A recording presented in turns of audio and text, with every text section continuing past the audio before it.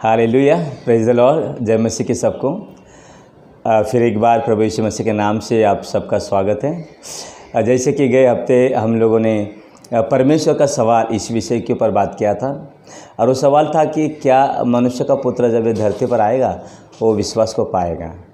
और फिर उस बात को लेकर हमने कुछ वचन देखे थे और देखा कि विश्वास कितना मायने रखता है कि विश्वासी के लिए ना, ये उसके जीवन की बुनियाद है, उसके सफल जीवन की बुनियाद है, उसके विजयी जीवन की बुनियाद है, उसके आज़ाद जीवन की बुनियाद है, उसके आशीषमय जीवन की बुनियाद है। और विश्वासी के लिए ये विश्वास का होना बहुत मायने रखता है। तो हम लोग आगे उसी को दूसरे हिस्से में आज देखेंगे। सो आइए वचन में जाने से पहले आइए सब लोग हम लोग प्रार्थना करते कि परमेश्वर अपनी पवित्र आत्मा से आपको छू ले और हर एक की बुद्धि को खोलता कि हम लोग परमेश्वर के वचन की गहरी बातों को समझ पाएँ और परमेश्वर के वचन का प्रकाशन हमें मिले। हालेलुया। सो ये सब प्रार्थना करते। पिता आपको धन्यवाद देते प्रभु, आप स्वयं जो विश्वास के करता हैं, हम आपको धन्यवाद देते हैं प्रभु। आज की शाम इस समय पर परमेश्वर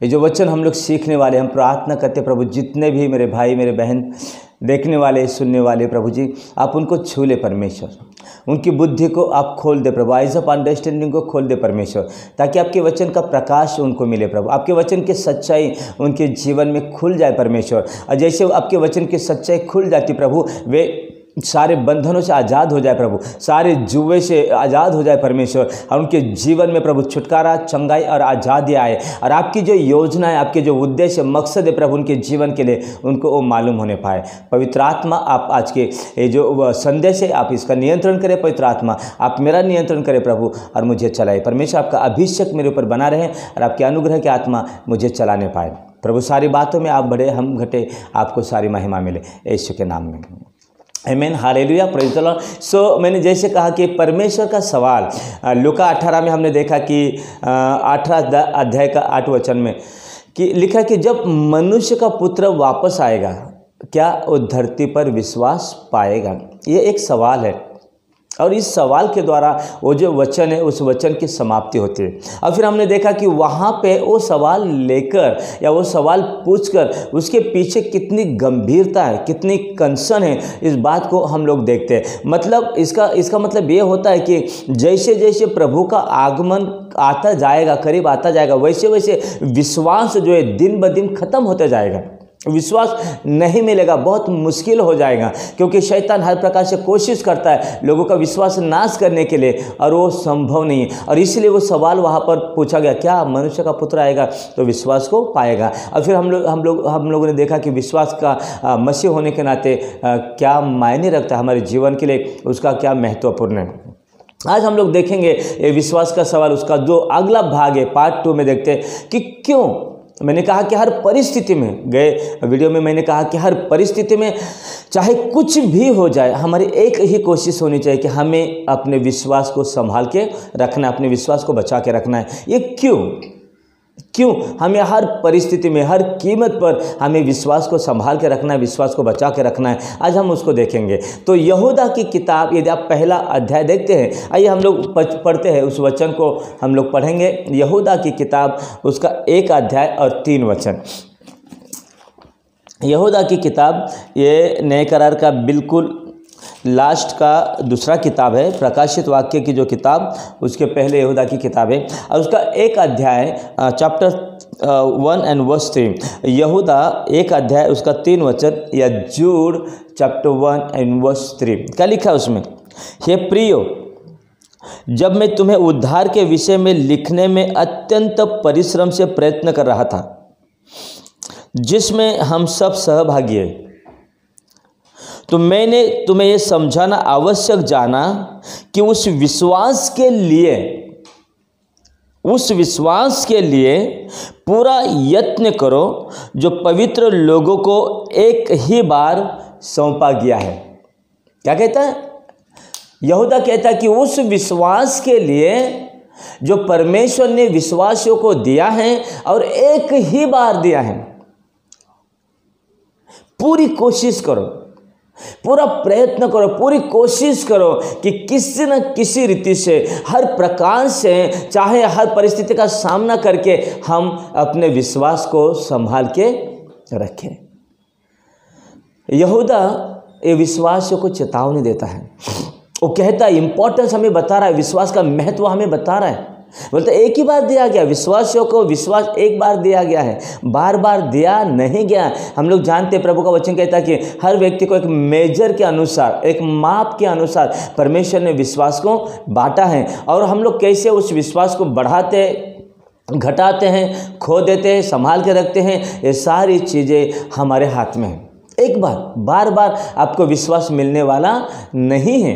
और इसीलिए हमें एक कोशिश करना है कि ये विश्वास की जो कुंजी परमेश्वर ने हमारे हाथ में दिए, हमें संभालना है, क्योंकि शैतान को वो चाहिए। परमेश्वर ने आदम को अधिकार दिया, डोमिनियन दिया, प्रभुता दिया, और वो उसको चाहिए था। उसने झूठ बोला और उससे ले लिया, और आज वो दुनिया भर में प्रभुता करता है, डोमिनियन करता है। वैसे विश्वास उस दरवाजे को खोलता है जिसका अधिकार शैतान के पास है, जो आदम से उसने छीन लिया था। हालेलुया।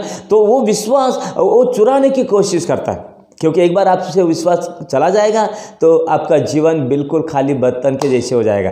आप बिल्कुल खाली हो जाओगे ना, एक मतलब हारे हुए विश्वासी के जैसे आप जीवन जियोगे। और इसलिए हमें जैसे वचन में लिखा है, यहूदा कहता कि एक बार दिया, इसलिए क्योंकि एक ही बार दिया, बार बार नहीं मिलेगा, इसलिए हमारी यही कोशिश होनी चाहिए कि हम उस विश्वास को संभाल के रखें, क्योंकि वो विश्वास आपको विजयता की ओर ले जाएगा, वो विश्वास आपको छुटकारे की ओर लेके जाएगा, वो विश्वास आपको समृद्धि के ऊपर लेके जाएगा, वो विश्वास आपको तंदुरुस्ती की ओर लेके जाएगा, वो विश्वास आपको आशीष की ओर लेके जाएगा, वो विश्वास आपको सफलता की ओर लेके जाएगा, वो विश्वास आपको परमेश्वर के और करीब और करीब और करीब लेकर जाएगा। और जितना आपका विश्वास बढ़ते जाएगा, आप उतना अधिक परमेश्वर की संगति में बढ़ते जाओगे, परमेश्वर के और करीब में ले आओगे। क्योंकि परमेश्वर को पाने के लिए, परमेश्वर को प्रसन्न करने के लिए, परमेश्वर को हासिल करने के लिए, परमेश्वर को समझने के लिए, परमेश्वर को अपने जीवन में अनुभव करने के लिए विश्वास का होना जरूरी है।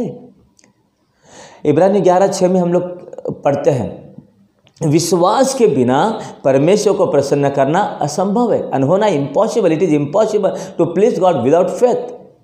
आप कहते हैं विश्वास है, लेकिन परमेश्वर प्रसन्न नहीं है। यदि परमेश्वर प्रसन्न है तो आपके जीवन की हर नकारात्मक परिस्थिति सकारात्मक हो जाएगी, क्योंकि वचन में लिखा है कि जिससे परमेश्वर प्रसन्न होता है उसके शत्रुओं को परमेश्वर मित्र बना देता है। हालेलुया। यदि परमेश्वर प्रसन्न है तो आपके शत्रु आपके मित्र बन जाएंगे। अब परमेश्वर प्रसन्न कैसे होगा? विश्वास के द्वारा। वो विश्वास नहीं जो हम लोग बोलते हैं, वो विश्वास नहीं जो हम लोग सोचते हैं, लेकिन वो विश्वास जो हमारे जीवन के द्वारा काम में नजर आता है, कृति में नजर आता है। क्योंकि विश्वास विचार करना नहीं है, विश्वास केवल बोलना नहीं, लेकिन विश्वास कार्य करना है। रोमियो के 10 में लिखा, यदि तो अपने हृदय में विश्वास करे और मुझसे बोले। तो विश्वास एक कृति, एक एक्शन है, और वो काम करने वाला विश्वास काम में आता है। तो यहूदा कहता है कि एक बार दिया गया, क्योंकि एक बार मिला, इसलिए हमें संभाल के रखना है और बहुत कोशिश करना कि हम उसको सुरक्षित रखें, ताकि हम मसीह में एक विजेता से संपन्न, समृद्ध, आशीष जीवन जिए। दूसरा कंसर्न हम लोग देखते हैं, विश्वास का इंपॉर्टेंस क्या है। प्रभु यीशु मसीह ने लूका की किताब में, आइए एक वचन पढ़ते हैं।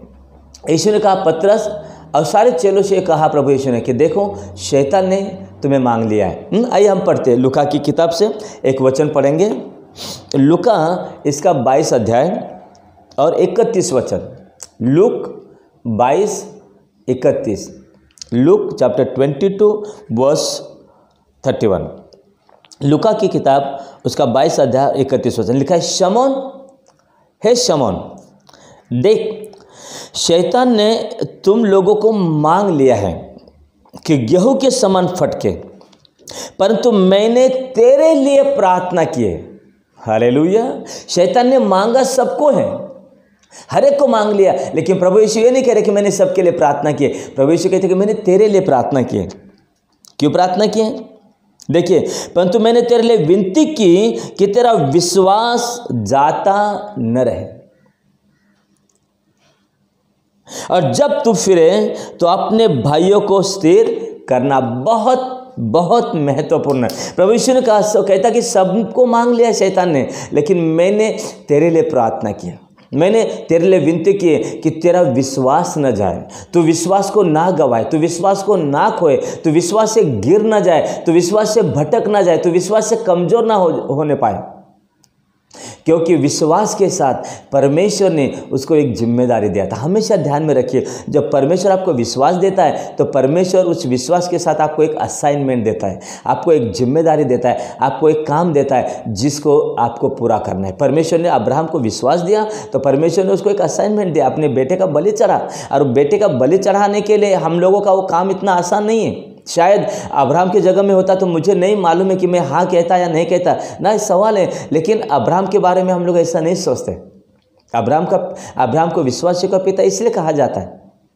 परमेश्वर ने विश्वास दिया लेकिन साथ ही साथ एक कार्य भी दिया, अपने बेटे का बलि चढ़ा। पतरस को विश्वास दिया और विश्वास के साथ परमेश्वर ने एक असाइनमेंट दिया और क्या कहा कि जब तू स्थिर हो जाए अपने विश्वास में, जब तू स्थिर हो जाए तब अपने भाइयों को स्थिर कर। मतलब जो विश्वास में दुर्बल है, जो विश्वास में कमजोर है, जो विश्वास से गिर चुके हैं या विश्वास के जीवन में संघर्ष कर रहे हैं, स्ट्रगल कर रहे हैं, कभी उनका विश्वास बहुत ऊंचा है, कभी बहुत नीचा है, या विश्वासी जीवन में वो पराजय का जीवन जी रहे, हताशा का जीवन जी रहे, निराशा का जीवन जी रहे, कहीं ना कहीं उनका जो विश्वास का स्तर है वहाँ से वो गिर चुके हैं। तो प्रभु यीशु कहते कि देख, जब तू स्थिर हो जाएगा तो तेरे ये जो भाई है जो विश्वास की लड़ाई लड़ रहे उसमें कमजोर होते जा रहे, थक रहे, परेशान हो रहे या विश्वास को गवा रहे, या बहुत सारे लोगों ने विश्वास को गवा दिया होगा, तो ऐसे लोगों को विश्वास में स्थिर कर।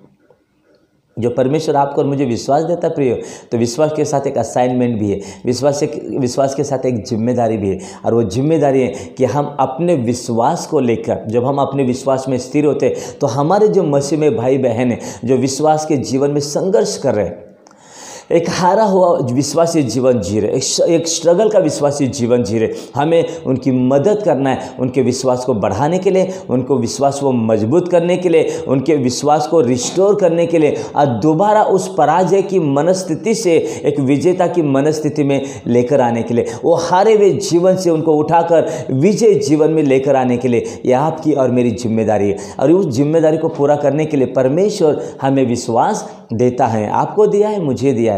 इसलिए नहीं दिया कि उस विश्वास को हम अपने फायदे के लिए इस्तेमाल करें, अपनी चंगाई के लिए इस्तेमाल करें, अपने छुटकारे के लिए इस्तेमाल करें, अपनी उन्नति के लिए इस्तेमाल करें, अपनी समृद्धि के लिए इस्तेमाल करें, अपनी बढ़त के लिए इस्तेमाल करें, अपने आशीषों के लिए नहीं, अपने लिए नहीं दिया गया। ये इसलिए दिया गया ताकि पहले तो आप परमेश्वर को खुश करें, दूसरा अपने जो मसीह भाई बहन हैं उनकी मदद करें, उनको विश्वास में ऊंचा उठाने के लिए, विश्वास में स्थिर करने के लिए, विश्वास में मजबूत करने के लिए।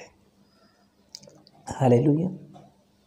यही काम था जो प्रभु यीशु ने पतरस को दिया, आपको दिया, मुझे दिया। हमें भी उस काम को करना है।